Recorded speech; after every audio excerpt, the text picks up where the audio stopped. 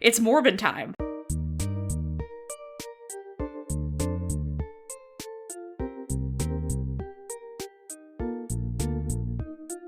Welcome to Wow True, the podcast of your wildest memes. We're your one-stop internet culture shop, here to dissect what's going viral, why we care, and how this might affect our real human lives. And I'm your Morbhead, Isabel. I'm Amanda, and I don't know. I just found out that Morbius is about vampires. Anyone can be famous on the internet, so why not us? What, are you saying you're not a Morbhead, Amanda? What I think is funny about, the internet is that, 2 weeks ago you were like, Amanda, we have to talk about Morbius memes. And I was like, I have no idea what you're talking about. But now the memes have cracked the surface of the internet. Morbius is everywhere. It's Morbin time. It was everywhere 2 weeks ago. We're just in different parts of the internet. But yes, it is Morbin time. But I feel like it's more in the internet now because, to my understanding of what is happening with the movie Morbius, here's what I know about it. I'm just gonna lay it out. Jared Leto is in it. Okay. Jared Leto is also the guy from 30 Seconds to Mars. Wait, really? Is that correct? I'm pretty sure. I'll allow that into my worldview. I don't care if it's right or not. I'm Googling it. Yeah, he is. Why was he nominated for the NME Award for Hottest Man? He shouldn't have been, but that's okay. A lot of things have happened with Morbius that shouldn't have happened, let's put it that way. Okay, tell me what else you know about Morbius. It's based off of a comic. It is vaguely related to, I think it's part of the MCU. Okay, you're wrong about that, but go on. Okay, honestly, if it was part of the MCU, it wouldn't have been so much of a flop. But I think what's important and why we're talking about Morbius again is because basically it is a movie. It came out. You really can't say that about Morbius. It is a movie. Bestie. It's a movie. It got released. Nobody went to see it. And then this week they released it on streaming or whatever, and still nobody has gone to see it. Yeah, so basically what happened here is the fact that nobody has seen Morbius has become enough of a meme that, how should we put it again? Let's just put it like, we gaslit Sony into re-releasing Morbius in theaters. As a community, we gaslit Sony into thinking that maybe if they re-released the film, people would go see it after it became a meme. On June 3rd, 2022, Sony announced that the film would return to 1,000 theaters. This was weeks after it was both A, released in theaters the first time, B, digitally released. They did both already, and they were like, hey, everyone's making memes about Morbius. Now, here's the other thing. The memes about Morbius here are specifically about how nobody has seen Morbius. That's the underlying... the underlying structure of these memes is the fact that nobody has seen Morbius and nobody knows what it's about. And so, but the fact it was getting attention, so Sony was like, hey, let's try again. And it completely flopped the second time. Wait, sorry, I'm still looking at, when you Google search Jared Leto and what comes up, and it says that Jared Joseph Leto is an American actor, blah, blah, blah, known for his method acting in a variety of roles. Do you think he method acted as, I assume he plays Morbius? Yes, this is correct. Jared Leto is Morbius. Genuinely, I have no idea whether Morbius is a character or not. This is when I thought that Taz, T-A-Z, was a character in the Adventure Zone, which is abbreviated T-A-Z, before I put it together that when people would talk about the Adventure Zone and call it Taz, they were talking about the podcast itself and not a character named Taz. Yes, but see, that was a sin against God, and this is actually the correct way to consume Morbius. I'm sorry, I just really like making jokes about this. Wait, let me finish with some statistics. So, okay. Upon the re-release, it bombed again, only making $85,000 on the day it was released. So, it was 1,000 theaters, $85,000. No! So, let's do some math here. Let's do some math on WoW, true. Okay, how much are movie tickets even these days? I feel like they're $15 at this point. $15 and $20 because everything costs a lot in America. Yeah, okay, so let's do some math. Let's go to wolframalpha.com. My god, this is division. What did you get on your SAT math portion again? A 710. No, okay, I typed it into Google, not Wolfram God. Alpha. I just thought it would be funny. So this would estimate that approximately 5,666.666667 people saw Morbius if we assume that the average movie price is $15. See, like, and I'm just, and this is really what the internet is about. It's about gaslighting Sony about their vampire. It's Pride Month. I can't talk about how Fantastic Beasts sucks. But I also think nobody went to see the new Fantastic Beasts movie, and I think that's funny. Good. I think it's good that nobody went to see Fantastic Beasts. I was gonna say beefs, and I was like, wow, that's nothing. Fantastic beefs and where to argue about them. Shit, I completely lost my train of thought. Yeah, no, I think it's good that nobody went to see it because I think the Harry Potter franchise needs to die. Oh yeah, I mean, if there's another Fantastic Beasts movie, then I just like don't know what to do with life anymore. I don't think they're gonna do it, but like, who knows? But the reason why Fantastic Beasts was in my head was because it is now Pride Month, and I saw a post from the Harry Potter and the Cursed Child Twitter that had, like, the gay pride flag, but, like, the trans-inclusive one with, like, the triangle with the, like, trans colors on it. And it said, on behalf of everyone involved with Cursed Child, happy Pride. What? You can't do that. J.K. Rowling is a TERF. Yeah, and then, like, you can't, like, there's this Twitter account called Performative Pride that retweeted it and was like, everyone involved? Everyone? But, yeah, so it brings me joy that nobody is watching Fantastic Beasts because nobody needs to give money to TERFs. But it also brings me joy that no one's watching Morbius because it's funny that nobody's watching Morbius. So the other thing about nobody watching Morbius is that there's a whole fan base around not watching Morbius in the sense that, like, okay, so there's... You could argue that there's also an entire fan base around not watching Fantastic Beasts. Damn, so true, bestie. But, like, okay, so the timeline of the Morbius thing, if we go back a bit, so, like, how does small domino, Morbius memes, big domino, Sony re-releasing a movie and failing miserably, is that, first of all, the fact that it flopped so hard at first is why people started doing, like, an ironic, we love Morbius sort of situation. Like, the way it really felt is, you know how Jeb is a meme? Yeah, yes. Like, it felt very much like when people are very hype about Jeb. Yeah, we're specifically talking about Republican presidential candidate Jeb Bush. Forget the exclamation point. I think Jeb memes are extremely funny. I know it's like 2022, but whatever. Jeb memes have a special place in my heart because a lot of people I know on the internet, I know because of Jeb exclamation point the musical, which was in like 2015, 2016, when some random nerds on the internet in Post Aesthetics, a Facebook group that I wrote about its demise, and that was one of my first internet culture reporting pieces in like 2015, people made Jeb the musical, which was Hamilton, but about Jeb Bush. That's still really funny to me. That's still good. It's so fucking funny, and this is why I'm cited on the Hamilton Wikipedia page, because I wrote about Jeb the musical. And to bring that back to full circle, what I'm actually looking at right now is the internet memes section of the Morbius wiki. Amazing. Two things. First of all, the Morbius parentheses film article on Wikipedia has a whole section on internet memes, and it is, like, incredibly well cited. Like, they put so many citations in this thing. Okay, I just clicked on it, but I had to scroll down really quickly because I didn't Yeah, exactly. You're doing this right. I also did that. Yeah. I also scrolled all the way down so I wouldn't know what Morbius is about. Anyway, my point here is that the sentence where Polygon wrote that the film became a kind of collective internet hate watch with fans sharing meme shitposts which ironically praised it has like 6 citations on it. It actually has 5 citations, but no, the point it's 6 stands. because before there at hate watch it has another one, so it's 6. Oh, true. I know how to count. I went to college.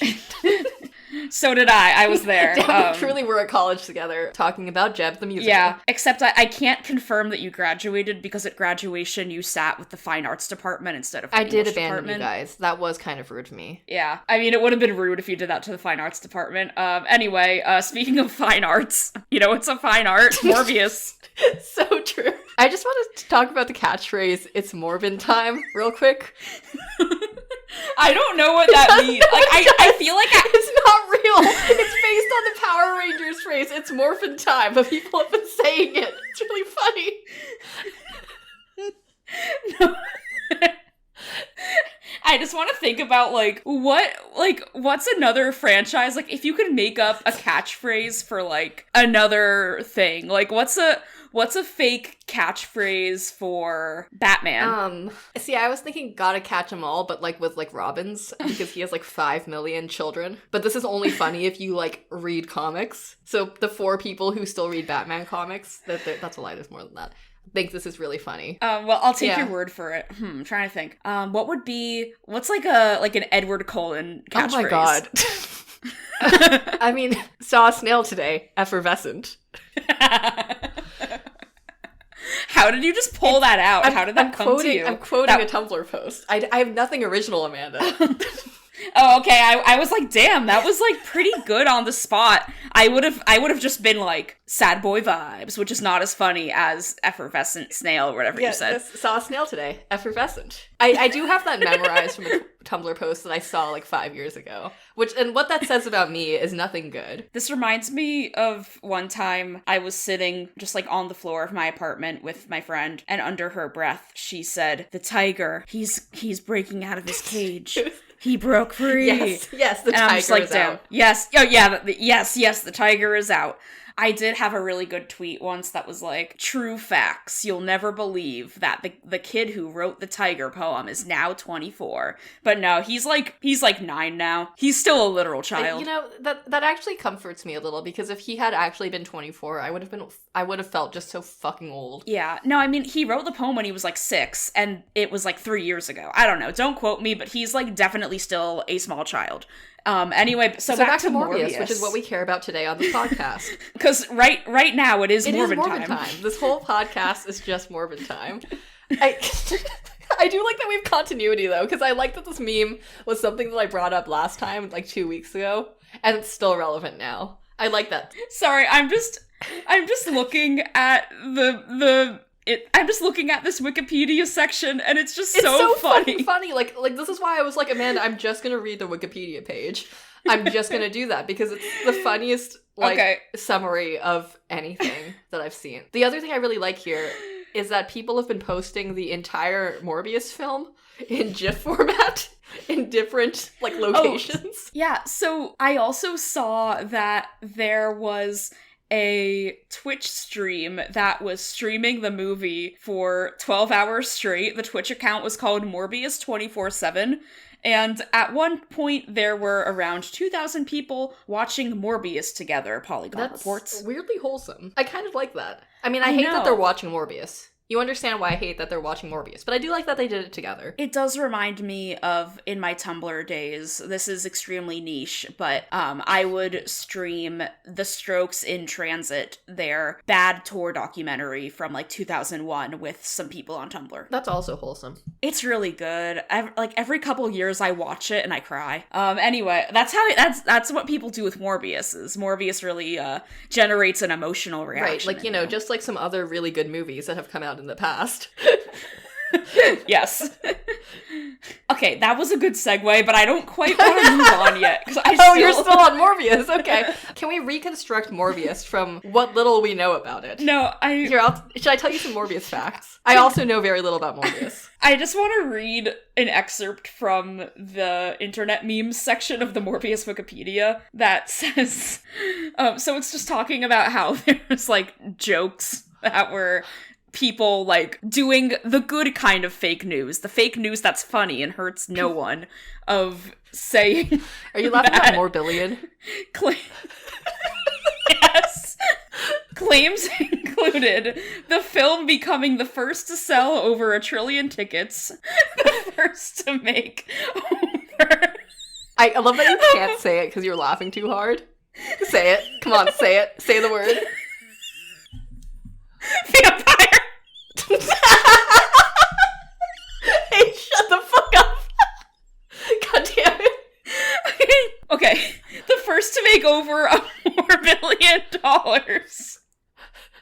receiving an impossible 200% or higher approval rating, and similarly impossible 142% or higher audience rating from Rotten Tomatoes. Also, okay, so to clarify, on Rotten Tomatoes, what it actually got was 17%, was an average rating of 3.6 out of 10. Are you guys okay? Are you good there? Yeah, this is the hardest I've laughed on the podcast since you explained to me Florbo. Hey, do you think Morbius is Florbo? Yeah, of course. Of course he is. I'm just losing my mind. Okay, so we were gonna do a game where we try to figure out what the plot of Morbius is. You know, the thing is, like, I feel like I have no idea. Okay, here's some other Morbius facts for you. Maybe we can do this, like, if we work together, you know, because here's some other facts. So, the character's name is Dr. Michael Morbius. Oh, so Jared Leto is Morbius. Morbius. Now, I cannot stress awesome. This is not his, like, superhero name or something. It's like Doctor Strange, where he just has, like, a stupid last name. Yeah, it's like even one of my comfort shows that honestly, like, feel free to judge me as harshly as you want, is ABC Family's The Fosters, where it is a family of kids from foster care, and their last name is Foster. Yeah, it's like that, but with Morbius. Exactly. And it's funny because it's Morbius. You know, the name Morbius is just, like, extremely funny. I'm also not sure whether Morbius is a hero or a villain from what little I know of the comics. Apparently he appears in a lot of crossover stuff because he's just a fun guy to pull out. But apparently he's not fun enough to have his own movie. And apparently, the other thing I know about this is that there is a small and dedicated Morbius comics fandom. How do they feel about this? They approve of the fact that it failed. They are like, this is actually better than it. There was the general consensus is apparently that there was no way they were gonna get a good Morbius movie, so this is better than a mediocre nothing movie. Yeah, and then another thing, I did see Jared Leto's response to the meme, which just got memed even harder because it wasn't funny, where, again, to quote the Wikipedia article, Leto, in response to the memes, tweeted, "What time is it?" and a 19-second video where he was quote-unquote caught reading a script titled Morbius 2, It's Morbin Time, quote-unquote written by himself under the pseudonym Bartholomew Cubbins. Who's Bartholomew Cubbins? I don't actually know, but I do like Morbius 2, It's Morbin Time. Unfortunately, I do think that's funny. I mean, that part's funny, but the rest of it was not very funny, but tell me some more Morbius facts. What do we know? I think he gets turned into a vampire. Okay. So, I feel like vampires are doing really well in the popular culture right now between Dracula and Morbius. Well, maybe well is a strong word. Yeah, so he's a vampire. He's a doctor. So very like Carlisle. Yes! I'm so glad we're on the same wavelength here. So, right now my thoughts are that maybe what this is about is, you know, this Carlisle changes his name, gets really goth, leaves his family, and then that's where Morbius begins. Honestly, I love that for him. I think Carlisle needs, Edward had the year where he just ran off to be emo in Alaska. I think Carlisle needs that too, and he just ran off to make $1 more billion. You know, it was Morbin time, so he had to go. The other thing I was when the Morbin calls, you answer. The other thing I'm thinking here is maybe it's like a werewolf sort of situation where it's Morbin time and then he transforms into Morbius. This is all I have for you. I think that's just like Jared Leto IRL is. This is actually not a movie; it's a documentary. Okay, so to pick up on your segue that I dropped earlier, speaking of beloved films, see, it's not as good, but I just wasn't done with Morbius. I just wasn't ready to move on. It was still Morbin time, but now it is no longer Morbin time. Yeah, except that it is. What? So, wait, okay, one more thing. When do you think it is? Amanda, we've spent 25 minutes talking about Morbius. And I still don't know what Morbius is. I told you he's a vampire and a doctor. That's all I've got for you. Okay. I was just gonna ask, when is it or is it not Morbid time? The answer is, it is always Morbid time. Next question. Has somebody made a clock that just says, Morbid time, not Morbid time? Coming to you from the Wow of True merch store that doesn't exist. Would we get copyright claims? Yes, but it would be worth it. Is it parody? I think we should do it because it would be funny. Okay, this is why you went into law school specifically, so that you would know what to do in this situation. Exactly, yes. Okay, anyway, so Ryan Broderick, who writes the Garbage Day newsletter, which is just a internet garbage newsletter. It's pretty good. It's not garbage, but it is garbage in the internet sense. He wrote an essay comparing Shrek B-movie and Morbius, and I thought it was chef's kiss. Why did I not write this? probably because I didn't bother to learn what Morbius was until like an hour ago. I'm so glad that you didn't, though. This is so much better since you didn't know anything about Morbius. I mean that sincerely. Yeah, so our pal Ryan Broderick, who did apparently know more about Morbius than I did, said that he was coining the Shrek versus B-movie rule of meme movies, where he says, some movies that are memes because people actually love them, and some movies become memes because they're dog shit. Morbius is the latter. Agreed. And I do think it's genuinely interesting to think about, like, Shrek was actually a good movie. Like, Shrek did incredible at the box office. Shrek was a real underdog story because at the time, like, Disney's animation studios were just, like, far and beyond everybody else. And then here comes DreamWorks. Like, people were simultaneously working on The Prince of Egypt, and if they didn't do well, they got quote-unquote Shrek'd and sent to work on Shrek. I love that it was called Getting Shrek'd. Yeah, there's so much good Shrek lore. Like, my crowning achievement of the internet when I did my own original reporting to confirm the rumor that Shrek animators did indeed take mud showers to better understand how to animate the viscosity of mud. That's still such a good fact. It's so good, but then you have B-movie, and B-movie just isn't good. I think B-movie's good. That's my hot take. Like, I think it does exactly what it's trying to do, and it's a bee movie about bees. Like, it's not trying to be fine art, it's just a weird movie. But it became a meme because it's just like this Jerry Seinfeld movie where he's a bee who's in love with a human woman, and how does that work? And, like, isn't that a little uncomfortable? And, like, why is this Jerry Seinfeld movie so unfunny? Like, he let the tribe down with this one. It's not good, but I think it achieves exactly what it's trying to do. That's my hot take on the Bee Movie. I have seen the Bee Movie upward of probably like 10 times. Okay, can you explain this to me now? Because before we started recording, you were like, I've seen the Bee Movie 10 times. And I was like, what? And then I was like, no, save it for the podcast. So now here we are. The podcast. It's Morbid time. Are we just going to start saying that now? Just as like... We're going to start saying that now. I think just for this episode. I'm going to just say this. I've decided. No, it's actually not that much of a funny story because sometimes things in your life just aren't that funny. It's just my human life. But yeah, no, because what happened is that Bee Movie came out at the right time to be on DVD and for my parents to buy it. And for me to watch Bee Movie as a child like a million times in the car. Like, that's literally all it is. So it was more just that it was like, I thought it was fine when I was 7. And I've decided to never investigate or, like, challenge that held belief. I just did a quick Google, and B-Movie actually came out when we were 11 in 2007. Shit, really? Why do I remember watching it in the car in Korea? I remember this because I was looking in my iPhone calendar in, like, October, November recently, and I had made a note to myself, like, over a year ago in October to pitch a B-Movie 15-year retrospective. That's really funny. But I guess now, I mean, I'm not freelancing anymore, so gotta talk to my editor about that in a couple months. So you watched B-Movie in Korea. Did you watch it, like, in Korea? No, I watched it in English. Wait, sorry, if it came out when you were 11, then I was definitely in the States. Oh, hold on. Like, now I'm actually questioning a lot of things about my life. So we're gonna have to circle back to this one, because I think the timeline of my human existence is now, like, irreparably damaged. Well, it's because you're thinking of your life in human time, but you gotta be thinking about it in morbid time. You know, in Morbius years.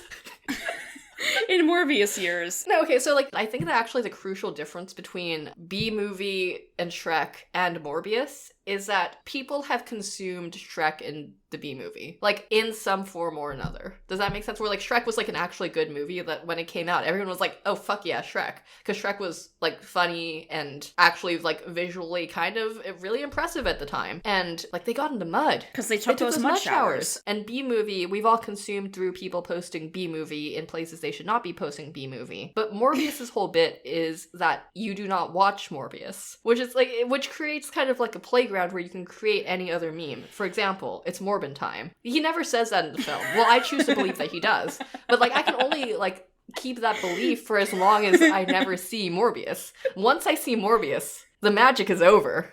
Yeah, it's really, like, I like how it kind of relates to the Halsey thing that we talked about last episode, where Halsey allegedly was told by her record label that they had to go viral in order to release a new song. And I think it's really funny when going viral just doesn't help a thing sell. And for Morbius, going viral has arguably made it sell less. So true. Like, honestly, like, Morbius is the sort of shitty movie I would otherwise probably see. But now I can never watch it.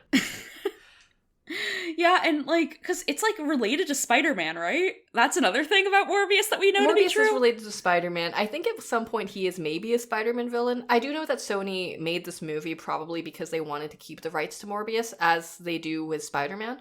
Like, where they keep, rebooting Spider-Man to keep making Spider-Man movies. It seems very circular to me. It's fine. Yeah, I don't know, man.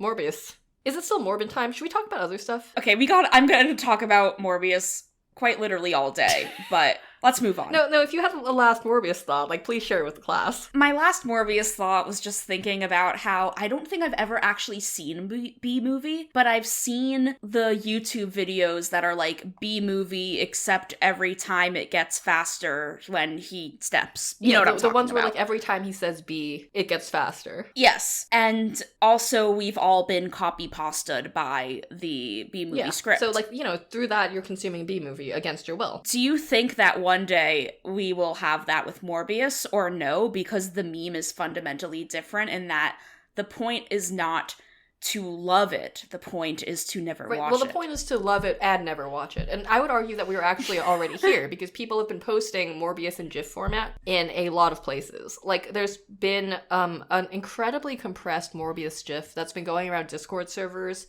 that I'm in and also on Tumblr. And also there's been, like, a bunch of clips, like a whole, like, clip series of the whole movie that has been going around Twitter. However, it is crucial that nobody watch them even though it is being posted. Okay, I saw the thing about the GIF, I don't know how to say it. I don't even know how I say it. I just say it differently every time. But I thought that when you said that it was going around in GIF format, that it was going around as individual GIFs. No, it's one GIF. And you could... It's just one. How do they, like, this is a feat of file compression that, like, this is like the premise to the TV show Silicon Valley, where it's like this nerdy guy who wrote an incredible algorithm that compresses files in, like, the fastest way ever, but he wants to use it for, like, a dumb app, and then people are like, no, this is, like, this can change the internet. I feel like that's what's happening with Morbius right now. How do you turn, like, 2 hours of video into a GIF that can be uploaded to Discord? So here's the thing. First of all, it is the size of a little pinky finger thumbnail. It is tiny. Oh, okay. Because I was like, I'm an expert on making GIFs because I used to make GIFs of Arctic Monkeys music videos back in the day. Right. So, I mean, you know the bounds of what is and what isn't possible. But, like, yeah, this is basically... Oh, yeah. No, it's because it's the size of a pinky, and also, crucially, nobody finishes the GIF. So, you can't be sure it's the whole film. I call bullshit TBH. Well, do you want to watch the Morbius GIF? Sure, send it to me. But then you'll have watched Morbius. We have to move on. We've spent so much time talking about Morbius. It was simply Morbin time. I don't know what to tell you.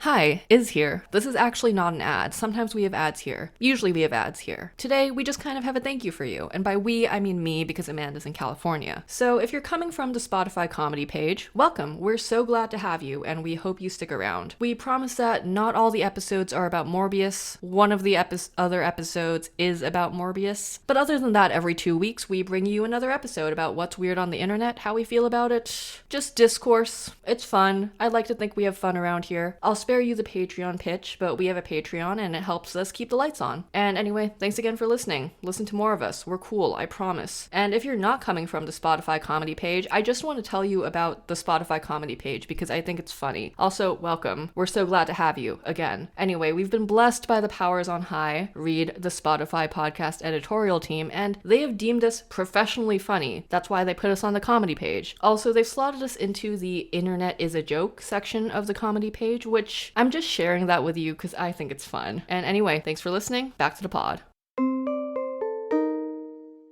Okay, what else is going on the internet? So I wanted to talk about Taco Bell Quarterly, which is a literary magazine that is not associated with Taco Bell despite being called Taco Bell Quarterly. However, on their submissions page, they do say that what they're seeking is literary, creative essays, short stories, fiction, prose, poems, comics, art, one-act plays, fever dreams, multimedia, stupid status updates, criticisms, manifestos, recipes, and anything else that explore any and all elements of Taco Bell. Or not. So... This is the kind of thing where, do you think it would still be funny if, like, the Steakums social media person did this for Steakums? Yeah, but apparently they are not associated with Taco Bell in any official capacity. Because I wonder if it wouldn't be funny if they were associated with Taco Bell. I think it wouldn't be funny if they were associated with Taco Bell. I think it's way funnier that this is actually just like an independent literary magazine that actually seems to be taking itself fairly seriously from the type of stuff that they publish and the way that they talk about themselves with like a very ironic bent. I really like this as a literary magazine because literary magazines are ridiculous and take themselves too seriously. And it's like, they all have like 1% acceptance rates, but then they accept you and then they don't pay unless if you're like a sci-fi writer. But in poetry, like nowhere poetry does pays. not pay. Genre fiction pays. Everyone should write genre fiction, honestly, because they'll pay you dollars. Like, they should be teaching people, like, I feel like in school they tell you not to write genre fiction, but in reality, that's how you make money. Well, like, don't get it twisted. It's still, like, not that much payment, but also, like, I feel like, yeah, I don't know. I feel like in school they teach you not to write genre fiction, and I think that's a bad thing. That's my hot take. Yeah. Well, I mean, I think that does relate to the pretentiousness of literary magazines, where it's just like, why is everybody's reasoning for wanting to be in a literary magazine when it doesn't pay to find, like, a sense of community in a way, because you want to be known, because you want to be perceived, and you can be perceived by being in this literary magazine. But the truth is that that's not the most effective way to make community with other writers, and it's just, I hate literary magazines. Okay, I have two responses to that. First of all, this tweet from Taco Bell Quarterly, which is, if you're not actively trying to perform your little existential crisis in front of everyone, are you even a creative writer? Which I feel like sums up this whole situation. Yeah, I did write a poem last night, and I just, like, texted it to a couple friends, and I was like, all right, I'm done. Right, and that's the everyone. Oh yeah, you also got sent the poem. I think it was kind of funny, but in a way that, like, my therapist would be concerned about, but I'm like, haha. You're valid. And that's poetry, baby! And that's why you shouldn't write poetry, and you should write for the Taco Bell Quarterly. Apparently the Taco Bell Quarterly does pay. I love that. The other thing I have to say about this is that, first of all, apparently they are open for submissions until September 5th, so if you really want that in your life, you can make that happen. That was actually not it. There was a third thing. The third thing is that, speaking of community, so I'm in, like, a secret writers forum. It's not that secret. Love it. It's actually, like, open to people as long as you, like, meet the requirements of it, and they have, like, fairly stringent requirements. I don't actually know if they're that stringent anymore. I don't think they are, but it's, like, a science fiction writers forum for, like, people who are doing professional science fiction. And everyone in the Slack for it is really excited about Taco Bell Quarterly. Like, everyone is like, oh god, I gotta write my taco story. And I kind of love that, because it's very much, like, I think this is the good part of writing, right? Where people get excited about doing dumb shit together. Where people are, like, excited about having, like, a little weird challenge of, I need to write my taco story, and are talking about it together in a Slack instead of talking about work in a Slack. Yeah, so, I have a question for you personally. Sure. Yesterday you tweeted, got an acceptance yesterday from a market I've wanted to crack for years, smiley face. I'm going to be annoying and vague about it, though. Sorry, but, exclamation point, it's for my story about art, exclamation point. Why do you have to say all the exclamation points? I don't know. Not the question of why would an AI create art, but why the hell anyone would create art, which, A, love it. B, are you talking about the Taco Bell Quarterly? Is your art AI story gonna be in the Taco Bell Quarterly because a robot No, eats taco devastatingly enough, I've actually not been accepted by the Taco Bell Quarterly because I have not sent them anything because I still need to write my taco story. Honestly, I think you just gotta take, like, if you have any unpublished story draft, just, like, have a character, like, stop by a Taco Bell and drink a Baja Blast at, like, just a random You're so right, and I should do that. It does look like they want more, like, literary stuff, so I feel like I'd have to write, like, a whole new thing for them. I also have, like, no inventory on short stories. Can we just talk about how you need to write literary fiction instead of genre fiction so that you can submit to the Taco Bell Quarterly? You know, I see nothing wrong with this. Yeah, I also am using this as a plug to talk about the fact that I am an editor of a literary magazine, which is hypocritical because I just said I hate literary magazines. However, this magazine is called Pretty Cool Poetry Thing, and on June 22nd, we are doing a Smash Tournament poetry reading with Peach Mag, and I only want to be involved with poetry organizations that do Smash Tournament poetry readings. You're so right. Like, that is the correct, I think, attitude to have toward both poetry magazines and Smash Tournament. Yeah, it's gonna be on Zoom. I probably can't even go because I'm gonna be at VidCon, actually. I'm going to VidCon. I can report back to the podcast about VidCon. Hank Green's gonna be there. Are you gonna meet Hank Green? I don't know, but I'm doing a panel at the same time that Hank Green is doing another panel, and I'm worried no one's gonna come. I think you'll get people. I think you will get people. As long as you say that it's Morbid time in your panel. I should.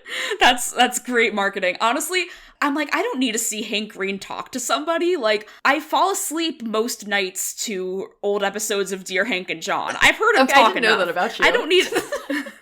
Honestly, I mean, I fall asleep to, like, some form of audio most nights because I have trouble sleeping, and I do find that Dear Hank and John is a good podcast for, like, zoning out to, because anything with a narrative, I'll get invested in the narrative, but I don't listen to a lot of podcasts that, like, I don't know, it soothes me. I don't know what to say. I'm sorry. I'm horrible. What can I say?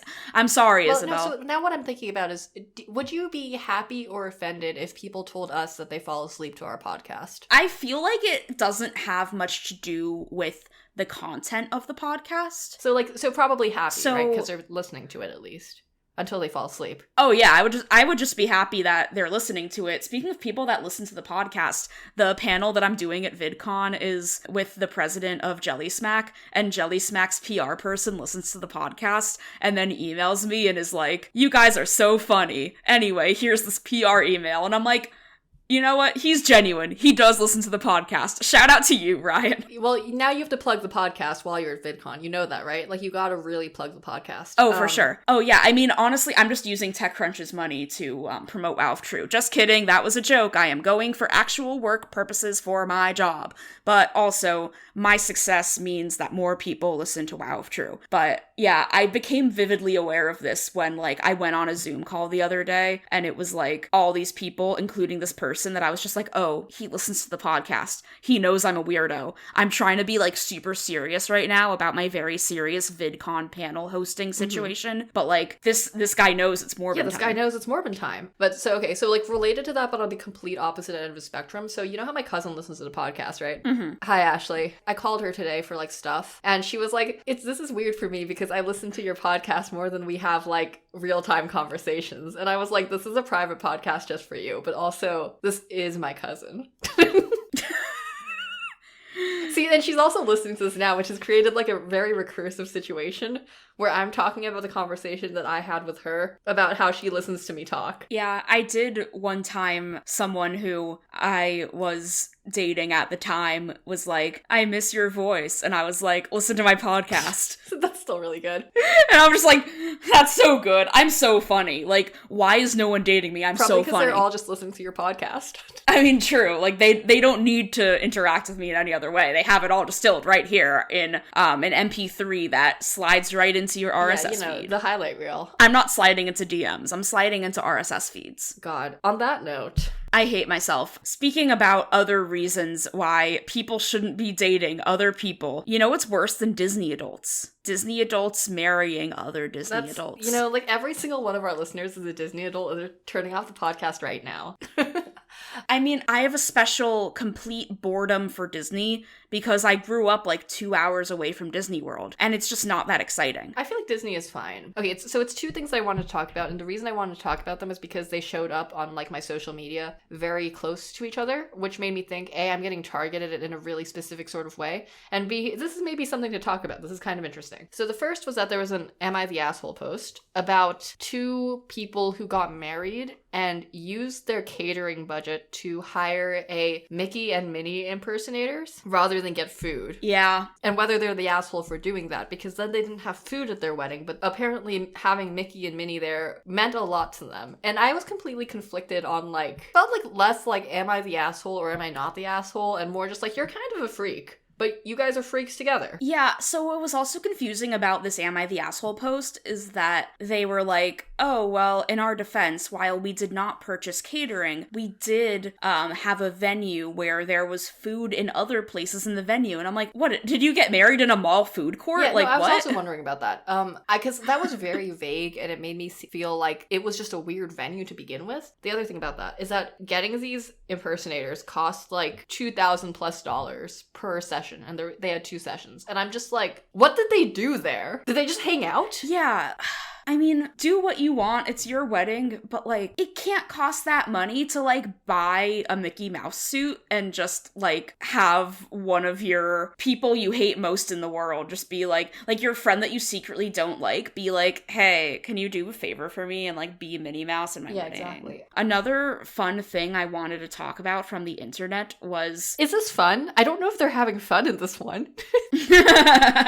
They're not having fun, but so there is somebody on Twitter named Chi Wen who says, Twitter, I need your help. I stacked a ceramic bowl into another one while doing dishes, and now they are stuck. How do you remove the smaller bowl without breaking both of them? Why am I so invested? I've tried to fix this for 2 days, and I cannot give up now. And then it's a photo of a smaller bowl inside of a bigger bowl. As of recording, it's been up for a little over a day, and it has 87.9 thousand likes, 6,652 quote tweets, 12,500 retweets. They've tried warm soapy water, hot water on the outer bowl, cold water and ice on the inner bowl, oil on edges, microwave, aggressive shaking, WD-40, hairdryer, freezer then cold water, freezer then rubber mallet, passive-aggressive comments to either bowl or both bowls, tap lightly onto the table, cards, toothpicks, and straws not getting through enough to break the seal, water submergence. Wow, that is... Upside down twisting inner bowl, tapping outer bowl, upside down submerged underwater, tapping outer bowl with mallet, hot out of the dishwasher, Googled autoclave? I don't know what that is. Wait, there's more. Upside down, soap around the edges, overnight submergence. Made self-depreciation joke about sunk cost fallacy, not one chuckle. Thread, paper, knife around the edges, still stuck. Wow, like every time I thought you were done with that, it kept going. Yeah, I wasn't gonna read the whole thread, but then I was like, nah, I got it. I'm you had to. Like, you entered like a zen space there. But you know who could get this? You know who could get this separated? Dr. Michael Morbius. Call Dr. Michael Morbius. I'm just saying, there's an easy solution here, and it's to call Dr. Michael Morbius. You should tweet this person at CHI did and say, have you tried asking Morbius? Have you tried asking Morbius for help? I will do that later. I'm not going to do that. Something I also thought about, because this morning I saw that John Graziano, the owner of the dog Noodle the Pug, that went viral like last year, that he just published a children's book about Noodle the Pug. And in the sense of like, you go viral one time, and then that, like, if you try hard enough, you can parlay that into a career. I just want this bowl person to become famous. Yo, I want that children's book about bowls. I want that kid's book about trying to get these bowls unstuck. I think it could be great. I think that's funnier than Noodle the Pug. Like, it's just like, are the bones still stuck? It's a stuck together bowls day. Oh my god. My hot take is that Noodle the Pug is chewy. That's not hot. That's like mid. At this point, it's like, yeah, like, we've moved past Noodle the Pug. We're on to Bowl Lady now. Teens don't care about dogs anymore. Teens care about bowls that are stuck to each other. Except this is on Twitter, where the average age of people is probably like 30. That's a lie. That's not true. Don't cite me. That was a joke. But also, according to Elon Musk, most people are bots. But also, Elon Musk is being a piece of shit. He doesn't want to, just because we have to do the short update, TLDR, he doesn't want to buy Twitter anymore. But like, he signed an agreement. He can't just not do it. Like, people are like, you can do that. But I don't think he can. I think it depends on the agreement, but like, yeah, you can kind of just do whatever. I mean, you can't, but you can. In this agreement, I don't think he can in this agreement. No, I think he can. He just like has to pay like some amount of dollars. He has to pay $1 billion, but I think that there's only certain ways that it can be terminated. I did write like 2,000 words about this. And you know what else I wrote 2,000 words about? What else did you write about? Girl boss. Do you see my face right now? It's my completely unshocked face. Well, no, because we turned off the video on our recording because my Wi-Fi is not I want you to picture me looking completely unsurprised. Like, just, picture that in your head, and that's what my face is right now. This is for both Amanda and for you at home. on your side of the internet, while you guys were all Morbin, I was over here in sad tech world where the biggest internet drama besides Elon Musk, the ongoing internet drama of Elon Musk, was that Emily Weiss, the founder and CEO of Glossier, stepped down, which is a relatively normal thing for founders of companies to do when it's been like 10 years and like you're just kind of... You're tired of it. It's over. Yeah, you're rich. Like, she became the chairperson of the board or whatever. Like, she's fine. But then the New York Times wrote this article that was like the sunsetting of the girl boss. And it was just this very contrived narrative about how this is the end of girl bosses. And on one hand, I think it's kind of funny because I just think girl boss is a funny concept. We did an entire episode about how girl boss is a funny concept. But on the other hand, it's like, why are we willing this into existence? Like, why are we making girl boss a thing when it really isn't a thing? Well, like, you also wrote an article. Didn't you also write an article? Well, yes, but I wrote an article that had nuance. Oh, I see. Yeah, nuance, Isabel. I'm gonna quote myself because I'm a narcissist and no one can say it better than I've already said it, but as the girl bossiest of them all said, what even is a girl boss anymore? Once a vaguely aspirational term of praise reserved only for affluent white women, the moniker now reflects the maddening contradiction of workplace feminism. We know that it's not enough to just be a woman in power, and that what we do with that power matters far more than simply wielding it. Yet women founders and CEOs remain frustratingly rare. Insert statistics about how only 2% of companies receiving venture funding have all woman founding teams, which you could make the argument. I wish this was because women realize that venture capital is a very morally flawed system and that we don't want to engage in that kind of corruption. However, it actually is just because of sexism. Fucked up if true. Not shocking though. Yeah, so this was just very frustrating because the tech world is still in a place where just being a woman is like subversive. And there was Rosie Wen, a founder I interviewed, who is extremely funny on the internet. She's Jasmine Rice Girl. You might know her as a creator and not as a startup founder, but she said, like, I'm a queer Vietnamese immigrant and nobody cares about that. They care that I'm a woman because we have not progressed further than that.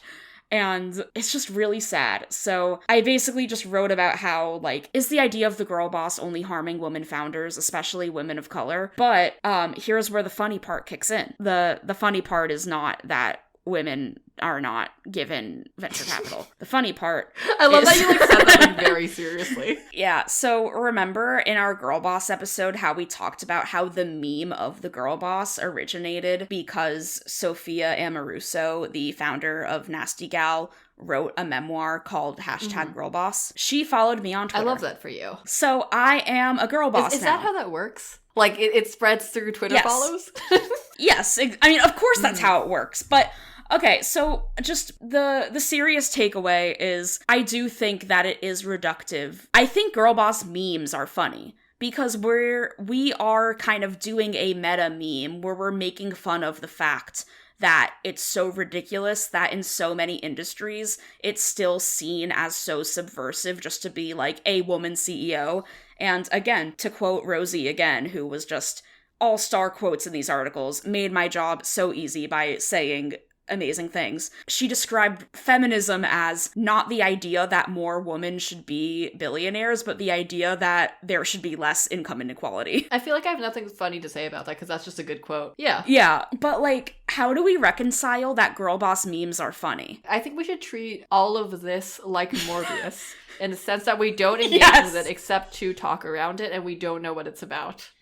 Yes. And I do think that most of the time when people make girl boss memes, they're not making fun of women. They're making fun of the idea that being a woman in power is inherently subversive and how that idea has enabled people like girl boss in chief Elizabeth Holmes to succeed. But also I do think it's worth pointing out that it's like people are calling Emily Weiss from Glossier a girl boss because she like sells makeup and like basically every other white CEO had to make an apology in June 2020 about how people experienced racism in her company, which I'm not excusing, but like literally every CEO had to do that because literally every CEO is racist. But there's a difference between that and Elizabeth Holmes literally almost killing people. Yeah, like, I mean, I think that's the problem with words like girl boss, right? Where like they're used as a term to flatten everything to one thing. Does that make sense? Like, I'm basically saying what you said, but like bad. The way that the Morbius chip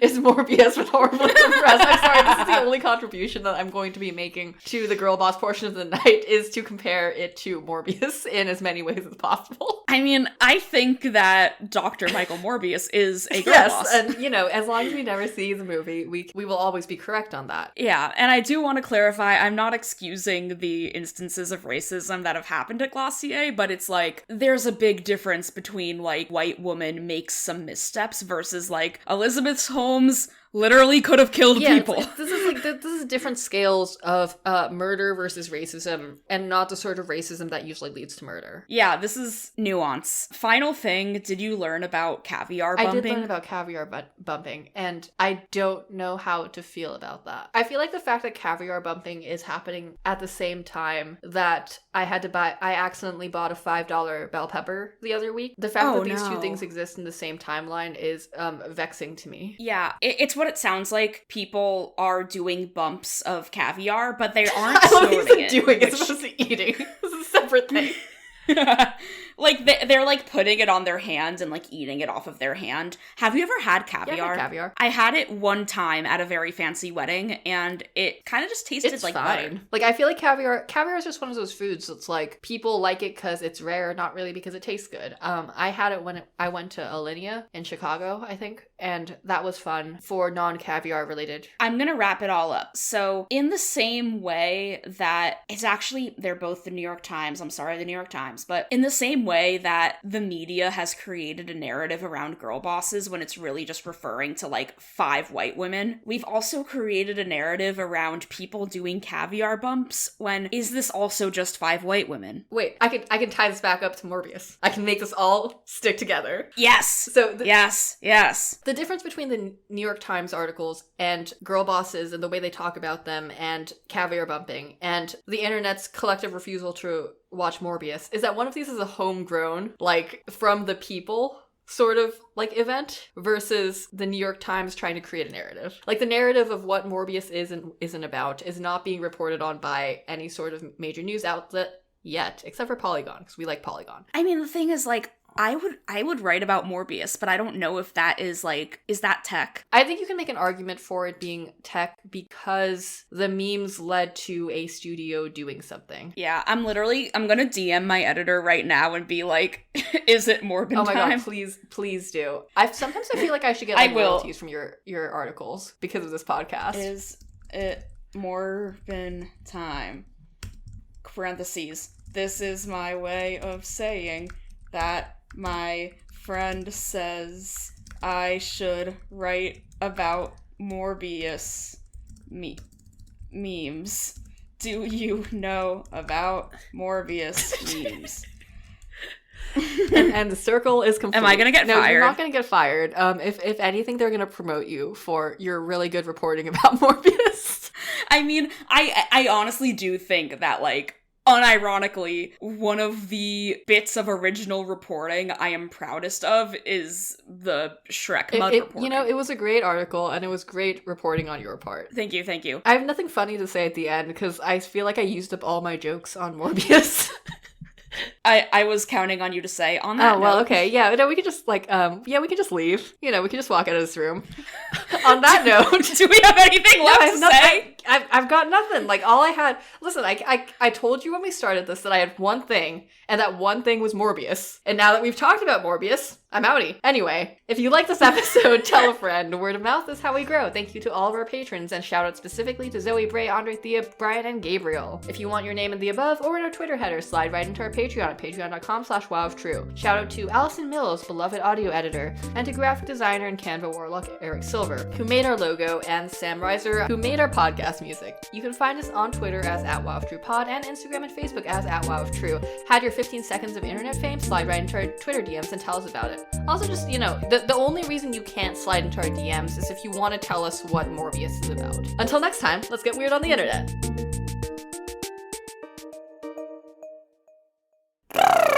That's my Sharpay Evans. Oh my god.